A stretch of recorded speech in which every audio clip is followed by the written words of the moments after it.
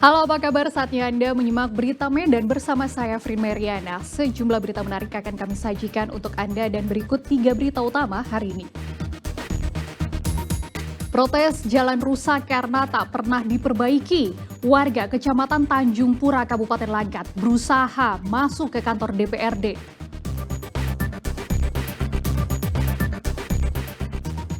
Tingginya intensitas hujan menyebabkan harga ayam potong dan ikan di Kota Medan terus merangkak naik.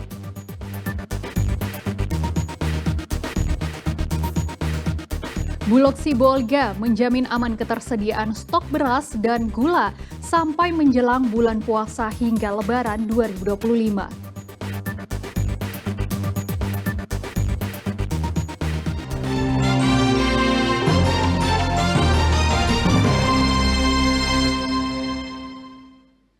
Warga Kecamatan Tanjung Pura, Kabupaten Langkat berusaha masuk ke dalam kantor DPRD untuk menyampaikan aspirasi terkait jalan rusak yang tak diperbaiki oleh pemerintah Kabupaten Langkat.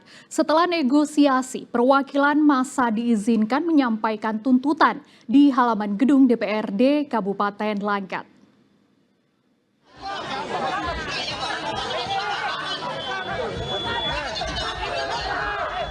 Warga dari setiap desa yang ada di Kecamatan Tanjung Pura, Kabupaten Langkat bersama mahasiswa menggelar unjuk rasa di depan kantor DPRD Kabupaten Langkat. Unjuk rasa dilakukan sebagai aksi protes jalan rusak yang tak pernah mendapatkan perhatian dari pemerintah Kabupaten Langkat. Menurut pengunjuk rasa, jalan rusak yang sudah terjadi hampir 2 tahun belakangan ini belum juga diperbaiki oleh pemerintah Kabupaten Langkat. Warga meminta Pemkab agar dapat memperbaiki jalan yang rusak tersebut. Akibat jalan rusak, warga dari 3 desa di Kecamatan Tanjung Pura kesulitan untuk beraktivitas karena untuk keluar masuk desa harus melintasi jalan yang rusak tersebut.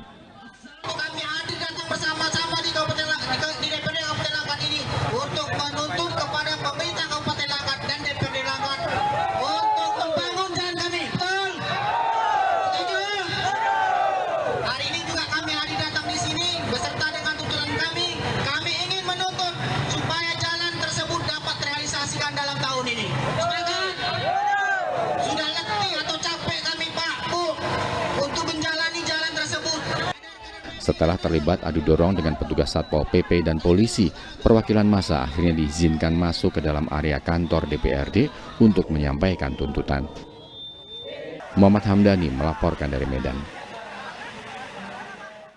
Masih tingginya intensitas hujan, harga ayam potong dan ikan di Kota Medan merangkak naik. Meski sempat turun di harga Rp25.000 per kilogram, kini harga ayam potong kembali naik menjadi Rp33.000 per kilogram. Tingginya intensitas hujan di Kota Medan saat ini berdampak terhadap kenaikan harga ayam potong yang sempat turun beberapa hari lalu di harga Rp25.000 per kilogram. Namun harga ayam kini kembali naik menjadi Rp33.000 hingga Rp35.000 per kilogram. Menurut pedagang, kenaikan harga ayam potong di pasar tradisional ini sudah terjadi sejak pekan lalu. Tinggi, pasti lah. Sebelumnya berapa, Bang? Sebelumnya dari 25, ini udah jatuh ke 32. Sejak kapan itu, Bang? Dari seminggu lebih udah. Untuk pembeli sendiri, Bang, ada mengalami penurunan, Bang? Udah pasti. Tak hanya ayam potong, harga ikan laut juga mengalami kenaikan. Harga ikan kembung dan ikan kakap dijual Rp35.000 hingga Rp50.000 per kilogram.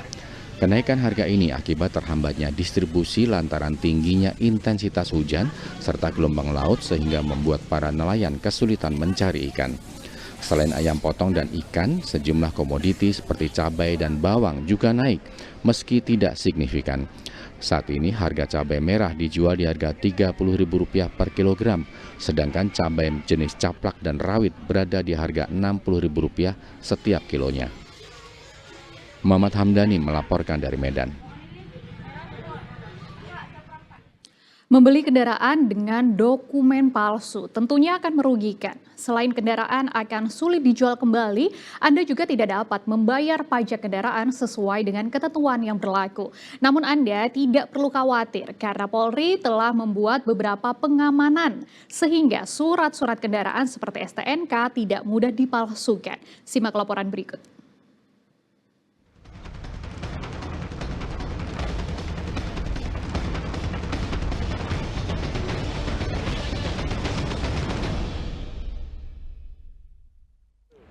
Memverifikasi keaslian surat tanda nomor kendaraan sangatlah penting, terutama ketika kita hendak membeli kendaraan bekas seperti mobil ataupun sepeda motor. Validasi STNK sangat berhubungan dengan keabsahan kendaraan di jalan raya. Apalagi belakangan ini muncul kasus penipuan jual beli kendaraan dengan modus STNK palsu. Lalu bagaimana cara untuk mengetahui keaslian STNK? Simak info kriminal bersama saya Agisa Febila dan juru kamera Hasto Aji berikut ini. Sebuah rumah yang dijadikan tempat penampungan sepeda motor curian di Desa Adiluwih, Kecamatan Sukoharjo, Pringsewu, Lampung, digerebek tim Reskrim Polsek Sukarame, Bandar Lampung. Dari tempat ini, polisi menemukan 6 motor bodong yang disembunyikan di ruang tamu. Pemilik rumah bernama Firmansyah turut ditangkap. Penggerebekan ini merupakan pengembangan dari ditangkapnya lebih dulu 2 penadah sepeda motor bodong asal Lampung Timur bernama Agus Setiawan dan Imam.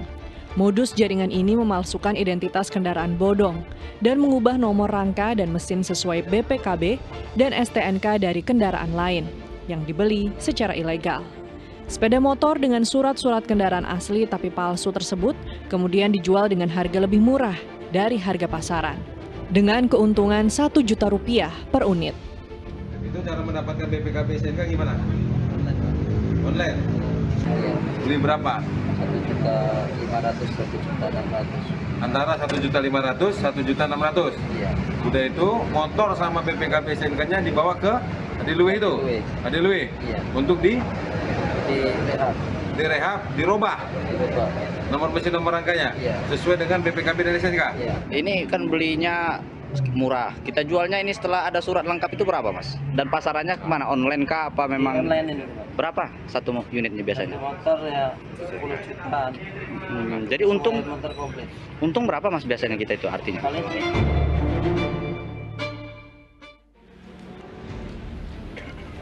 Satreskrim Polsek Sebeduk, Kota Batam, meringkus 7 tersangka pencurian kendaraan bermotor di Kota Batam, Kepulauan Riau. Ironisnya dari ke-7 tersangka, 1 diantaranya masih berusia 16 tahun dan tidak dihadirkan ke hadapan wartawan. Para tersangka memiliki peran masing-masing. Ada yang berperan sebagai pemetik dan ada juga yang berperan sebagai penadah. Komplotan ini mengincar sepeda motor yang diparkir di teras rumah, ruko, tempat kos-kosan, dan tempat parkir yang sepi. Setelah berhasil mencuri sepeda motor, para tersangka juga menyediakan STNK palsu sebelum sepeda motor hasil curiannya dijual. Selain menyita 7 unit sepeda motor, polisi juga menyita STNK palsu sebagai barang bukti. Polisi masih memburu 1 orang DPO otak dari pembuatan STNK palsu tersebut. Baik, dapat kami sampaikan bahwa STNK palsu yang kita dapati dari saudara R alias Boy, itu menurut keterangan daripada pelaku, didapatkan dari salah satu temannya, yang mana masih menjadi DPO kami.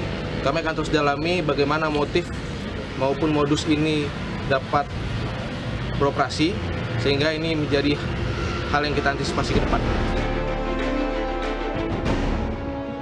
Surat tanda nomor kendaraan atau STNK adalah dokumen yang memberikan bukti sah atas kepemilikan kendaraan bermotor di Indonesia.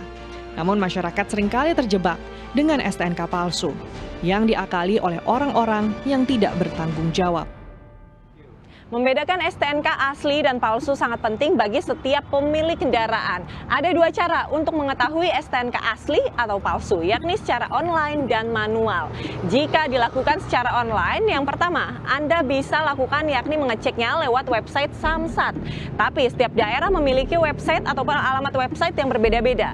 Jika Anda sudah mendapatkan alamat website Samsat, Anda tinggal memasukkan data-data seperti plat nomor dan nomor induk kependudukan atau KTP. Kemudian akan muncul informasi mengenai kepemilikan kendaraan. Yang kedua, cek melalui aplikasi iSamsat. Ada beberapa aplikasi iSamsat yang dimiliki oleh kepolisian untuk mengecek identitas pemilik kendaraan secara online. Setiap daerah di Indonesia memiliki nama aplikasi iSamsat yang juga berbeda-beda. Selain untuk melihat nama kepemilikan kendaraan, melalui aplikasi juga terdapat opsi untuk melihat tagihan pajak kendaraan. Sementara jika Anda ingin mengecek keaslian STNK secara manual, langkah pertama yang Anda lakukan yakni periksa cetakan hologram di STNK. STNK asli dilengkapi dengan stiker hologram khusus yang unik dan sulit untuk dipalsukan. Dari hologram yang berada di atas kanan akan berbeda ketika diterawang. STNK asli berwarna abu-abu ketika diterawang dan warnanya tidak berubah. Namun hologram pada STNK yang palsu saat diterawang akan berubah menjadi warna kuning. Selanjutnya dilihat dari kode batang atau barcode yang ada pada surat kendaraan. Kode batang pada STNK asli ketika di-scan akan mengeluarkan informasi identitas pemilik kendaraan. Sebaliknya, jika pada kode batang STNK yang palsu tidak akan ada informasi apa-apa terkait identitas pemilik kendaraan. Yang berikutnya, Anda dapat melihat lubang tipis dan kecil yang jika dihubungkan akan menjadi tulisan STNK. Tanda seperti ini tidak akan ada pada STNK yang palsu. Dan yang terakhir adalah tata letak dan ejaan STNK. Huruf dan angka pada STNK asli terbentuk dengan jelas dan tajam melalui lubang-lubang tipis yang merupakan ciri khas. Sedangkan kendaraan bermotor dengan STNK palsu seringkali memiliki ejaan yang tidak rapi atau tata letak yang kurang akurat. Keakuratan dan kejelasan tampilan ini menjadi salah satu indikator penting dalam membedakan STNK yang sah dari yang palsu. Dengan memperhatikan setiap detail ini, pengguna STNK dapat menghindari jebakan penipuan yang mungkin terjadi dalam proses jual beli kendaraan.